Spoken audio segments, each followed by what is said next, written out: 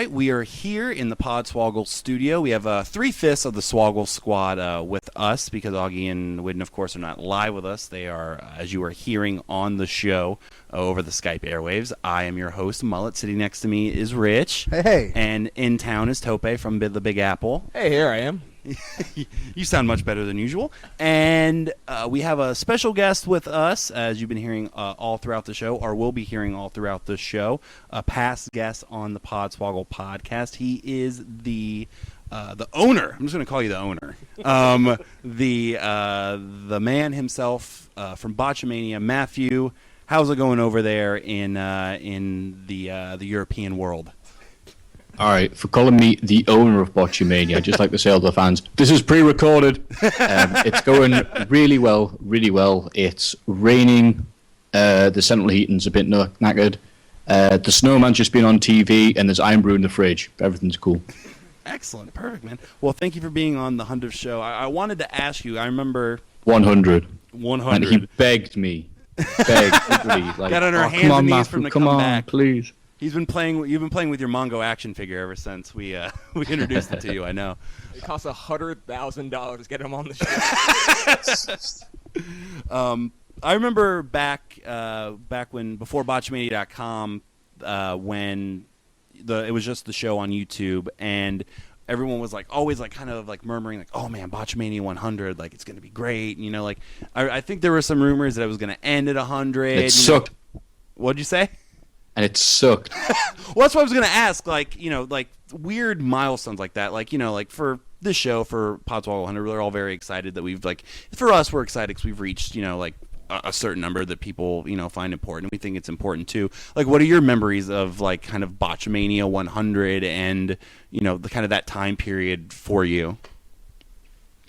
Botchamania 100? Wow. All right. I'd graduated from university and returned home and realized that it's really hard coming from a big town or a big city and living in the middle of bumblefuck UK, where the most people have fun is watching escalators go down. It really was just a shock. Okay, I'm going to have to make my own fun, am I? Just watched a lot of wrestling. I mean, people think that I watch a lot of wrestling anyway, but I would get up in the morning, watch have wrestling ready to watch, go to the toilet, make breakfast, watch wrestling all day, and then I would look at my watch and was all right, time for bed.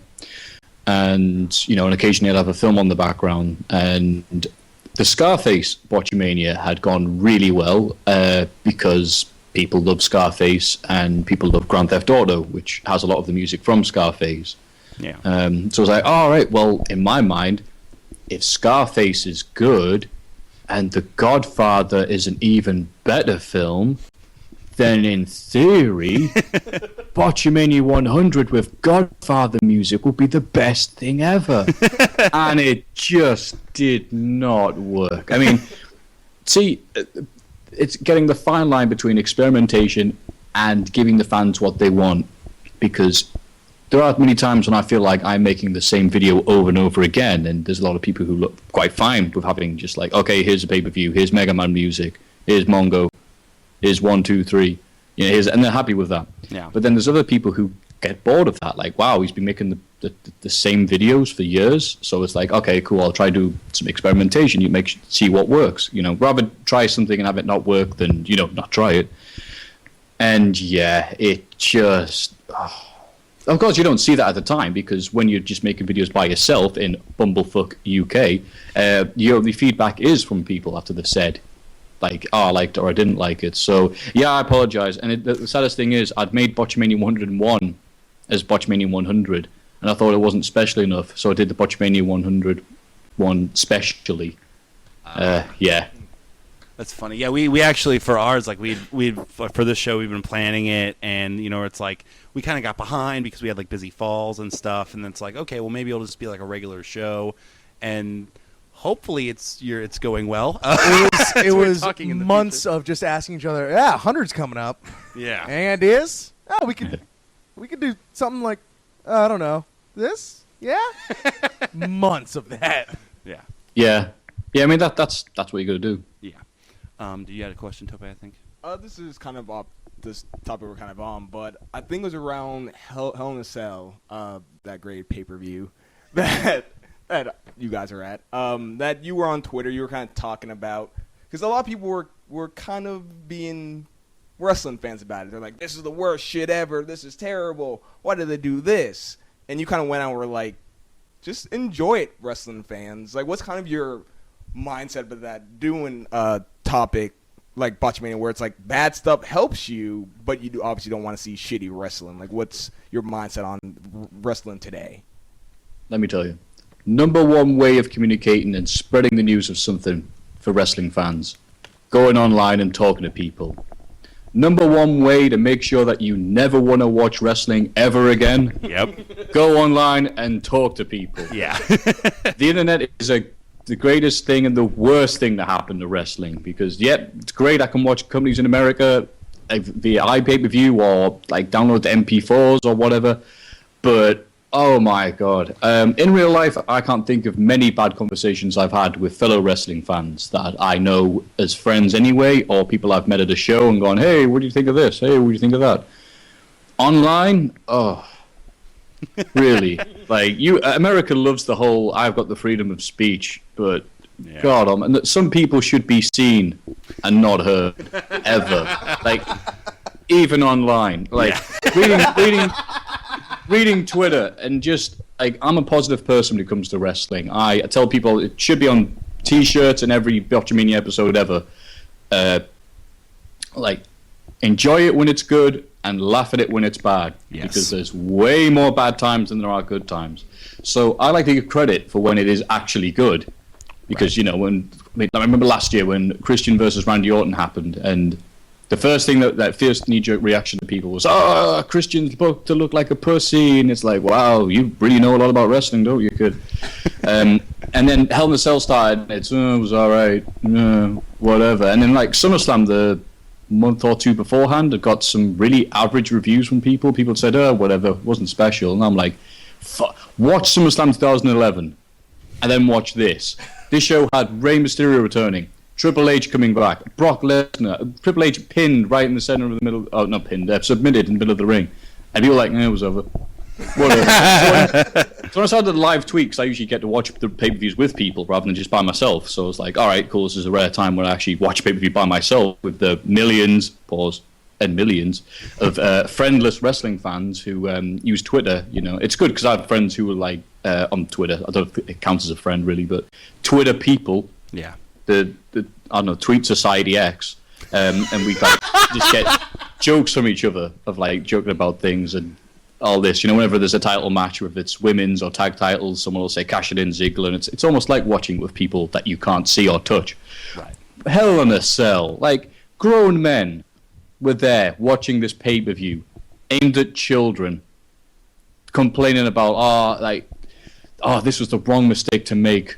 I expected more from a completely green Ryback in the main event in a cell match where there hasn't been any blood in a cell for years. Yeah. I expected more. I wanted someone to dive off the cage, even though that hasn't happened for nearly 10 years. I wanted all this to happen and I didn't get it.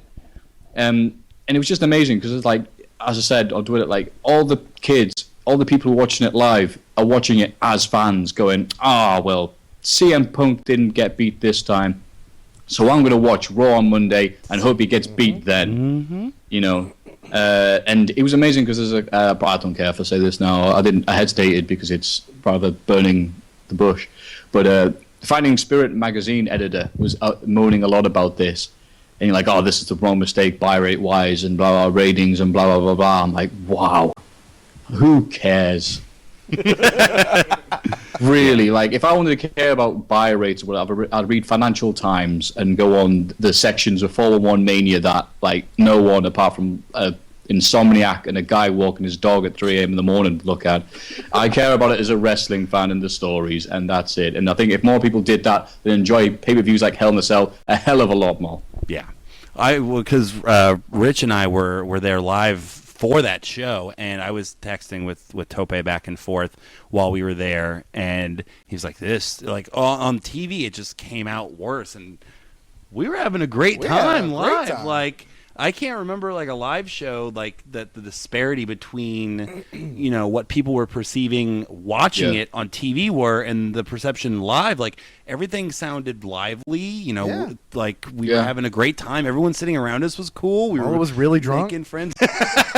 We had been drinking the entire day. Well, that mind you. too. That So too. may have helped. But still, that may have helped. But still, like, hey, whatever works. But I mean, I don't think wrestling fans enjoy or appreciate the good times when they happen. exactly. Really, after every single recorded TV show to do with wrestling, be it WWE, be it TNA, be it even CZW, someone somewhere, either be the Botchamania Facebook, either be my Twitter at Maffew Greg, either be at botchamania.com, either be a letter in the post, either be homing pigeon, either be some Indian with smoke signals and a carpet. Some way someone will send a message saying, wow, last night's episode of insert name here was so bad, you could make a Botchamania out of that alone. Every single thing that's been recorded since 2007, someone has said that at least once. It's not like the same guy. It's not a spam bot. It's just wrestling fans love to be negative. They love to criticize. People have complained about TNA this year because it's been good. Because they've had nothing to complain about.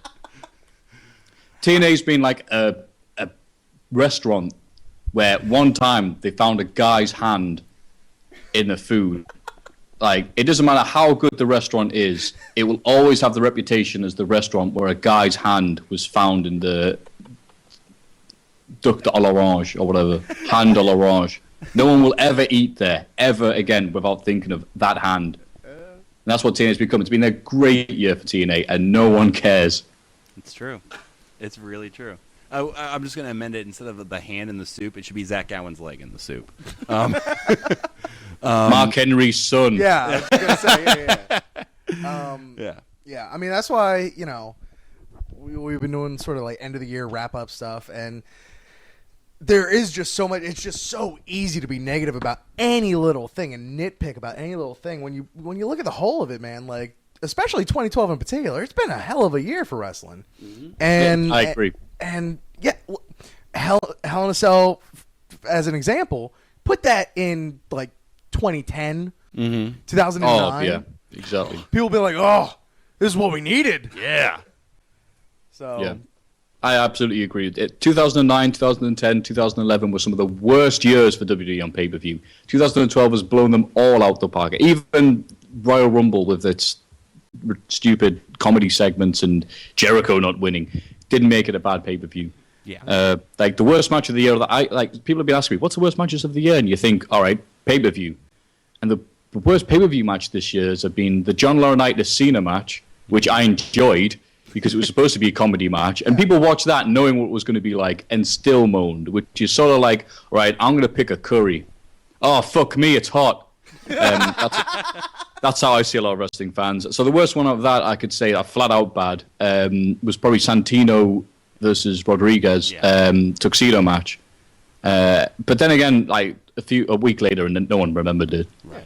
And as we said, we actually mentioned both those matches in our 2012 wrap up, and I think Rich was the one that said he's like, can they just put like Punk and Ziggler in a tuxedo match so it's above like 2 stars just to prove that like the tuxedo match isn't cursed or something. Like, let's see some real psychology to a tuxedo match, can we? Do I go for the socks first? Yeah, that's what's lacking in tuxedo. Psychology. Yeah, Jim Cornette watches tuxedo matches with fucking red face, hernia. Let's go back and put Jake Roberts and Arn Anderson in a tuxedo match and just sit back and enjoy. God, that's it. Like, get John Morrison and Dolph Ziggler and just have a tuxedo match, and afterwards just have them bareback in the middle of the ring. For no reason. Yeah. All right. Well, I think bareback is the perfect way to end this conversation. Bareback, my favorite WWE wrestler this year. Fuck me more. I guess it'd be Feed Me Skin. I don't even know what that would be. Maffew, if you want to go ahead and, even though you snuck in the plugs earlier, you can go ahead and you weren't supposed to notice them. It's like Minesweeper. Yeah. They're invisible unless you're looking for them. Right, well, I would love you, beautiful, beautiful people out there, you Kansas City sweat hogs, to go to Botchamania.com if you want to get all the latest links to Botchamania on YouTube, which is sadly not being used as much now because YouTube apparently loves Botchamania now, because it's always on the Obdollar the Botcher account. Other than that, if you can follow me live tweeting pay-per-views, young and old, I don't discriminate, on twitter.com/Maffew Greg, MAFF, haha, EWGRE, haha. See, it's Sorry, that is ending my. It's not as easy as you think. I love Double J. And anything else? Twitter, website. There's also a Botchmania Facebook, which is heaving with people who love to discuss botches, which of course happened on every episode of every wrestling program ever made, and every program can be made into a Botchamania by itself, and so on and so forth. And other than that, if you want to keep on watching Botchamania, please do. If you don't like it, if you think it sucked ever since 2009, then I appreciate that, and I appreciate the concern. Perfect. Well, we thank you for being on the show. For Rich, Tope, and myself, this is Mullet signing off with Maffew, and let's go back live to Podswoggle 100. Way to throw it to yourself. I'm sure Lord Alfred Hayes did that once or twice when he was drunk. You threw it to yourself like Kurt Hennig. Oh, exactly. But I missed it, and then Heenan kind of got it behind his back. It still sounds like a rap lyric. Yeah. Threw it to yourself like Kurt Hennig. I don't know. Kurt I can't do Hennig. anything else. What rhymes with Henning, though? Henning, Annette Benning. Annette Benning. Throw it to yourself like Kurt Hennig, whose dad happened to be Larry the Act Henning. And then he had a son named Joe. Yeah. Henning. McGillicuddy.